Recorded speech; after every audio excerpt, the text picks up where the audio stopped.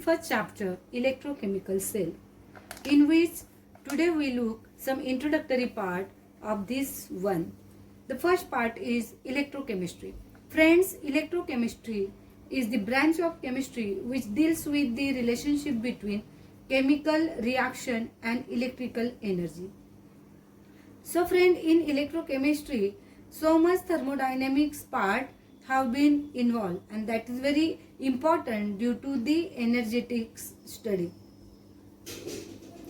The electrochemical cell are studied in the two form. First is that the chemical energy is converted into the electrical energy, and electrical energy is converted into chemical energy. Friends, our concern is that the chemical energy convert into electrical energy. Now look toward this. The electrochemical cell are of two types. First is electrolytic cell, another one is galvanic or voltaic cell. Electrolytic cell is that electrical energy is converted into the chemical energy, and galvanic and voltaic cell, this is nothing but in which the chemical energy is converted into electrical energy. Friends, Luigi Galvani in 1780 and Alexandro Volta in 1800, which was developed these cells, and this cell is very useful, and that cell is useful in the dry storage battery also, like lead batteries. Electrical energy, like other form of energy, is the product of two factors. The first is the intensity factor represented by the electromotive force, and that electromotive force is denoted by EMF.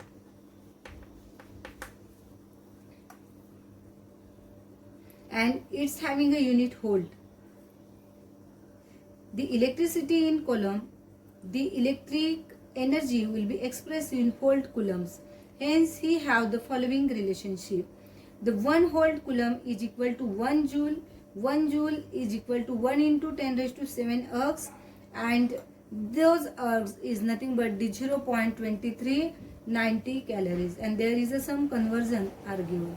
So friend, our first point which we want to discuss, that is the electrode potential, and this electrode potential is based on the Nernst equation. On this basis or about those topic, friends, you had already studied in 12th standard. So if you concentrate, you remember all the terms which you are already studied. It's just a revision of that topic. Electrode potential. An electrode is a combination of metal and its ionic solution. Suppose if we consider zinc, the zinc metal is inserted in the zinc sulfate solution, and it's having a oxidation potential 0.76 volt. Remember this one. Now this is a quinhydron electrode. Of course it is a powder. It is a black powder. Quinhydron to quinhydron, its oxidation potential is a minus 0.699 volt, and reduction potential is of course plus 0.699 volt. So friend, this is a hydrogen electrode. Hydrogen is a gas, and therefore platinum is used for the support, and hydrogen electrode possesses the 0.00 oxidation as well as reduction potential. So next term we want to discuss here, that is the de-electronation, electronation and sign convention. So friend, what is the meaning of de-electronation? A metal is regarded as an assembly of metal ion and free electrons. Certain metal like zinc, when deep into their salt solution, example zinc in zinc sulfate, or copper in copper sulfate, etc. like that, they show tendency to enter into the solution. Like suppose this metal is zinc 2 plus 2 electrons. This tendency of metal is known as the solution pressure, which denoted by the PS. The different metal have different solution pressure. Due to this process, electrons are set free at the metal, and the metallic electrode gets such a type of the electrical double layer.